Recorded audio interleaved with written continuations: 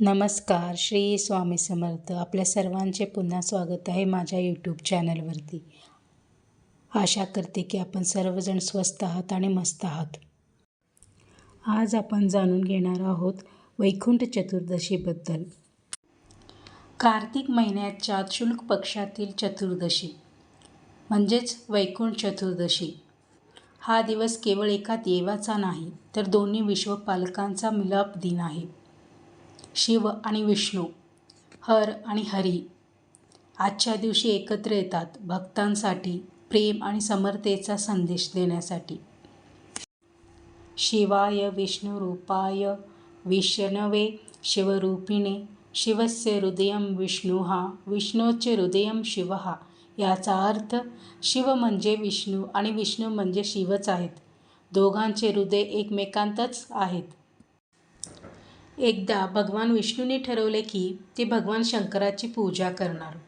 ते गेले काशी नगरीत, जेथे गंगेच्या पवित्र प्रवाहाजवळ ते बसले. विष्णूने ठरवले की ते 1000 कमळांच्या फुलांनी शिवाची आराधना करतील. सकाळी त्याने स्नान केलं, चंदन धूप दीप करून मंत्राचा जप सुरू केला. प्रत्येक नावावर एक कमळ अर्पण करत होते. ओम नमः शंकराय नमः, ओम महादेवाय नमः, ओम त्रिलोकेशाय नमः. कमळाचे सागर, भक्तीची लाट, विष्णूची आराधना शिवपुढे मात. एक फूल कमी पण श्रद्धा अखंड, त्यागतच दिसतो परम आनंद. जेव्हा त्याने 1000वे कमळ उचललं तेव्हा पाहिलं की एक फूल कमी आहे. क्षणभर विष्णू थांबले पण लगेच हसले. ते म्हणाले, देवा तू माझं सर्वस्व आहेस. हे कमळ कमी असेल तर माझं नेत्रकमळ तुला अर्पण करतो. आणि त्यांनी स्वतःचा डोळा काढून शिवाला अर्पण केला. शिव अत्यंत प्रसन्न झाले. ते म्हणाले, विष्णू तू भक्तीचा आदर्श आहेस. तुझ्या या श्रद्धेमुळे आजपासून तू माझा अंश आहेस आणि मी तुझा सखा आहे. या दिवसाला वैकुंठ चतुर्दशी म्हणून ओळखले जाईल. हरी हर्य समायुक्तो हरिशंकर एवं च एकात्मभावेन स्थाता तस्मात् पापं न विद्यते. याचा अर्थ हरी आणि हर एकत्र असतात. जे हे जाणतात त्यांना पाप स्पर्श करत नाहीत. त्या दिवसापासून शिव आणि विष्णू एकमेकांना आपलेचे अर्पण मानले. शिवाने विष्णूला बेलपत्र दिलं आणि विष्णूने शिवाला तुळशी अर्पण केली. ही परंपरा आजही चालू आहे. या दिवशी शिवाला तुळस आणि विष्णूला बेलपत्र अर्पण करणं शुभ मानलं जातं. हरिहर एकरूप झाले, भक्तीचा सागर ओसंडला. शिवाच्या जटातील गंगा विष्णूच्या चरणी झरला. दोन देव एक आत्मा, दोन नाव एकच प्रेम.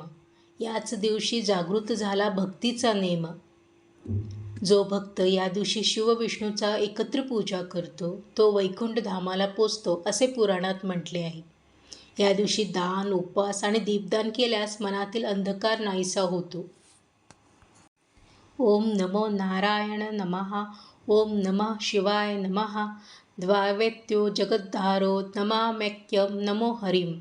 याचा अर्थ दोघेच जगाचे आधार आहेत. मी दोघांना नमस्कार करतो. शिवात विष्णू, विष्णूत शिव, भक्तीत हर, हरी होईल जीव.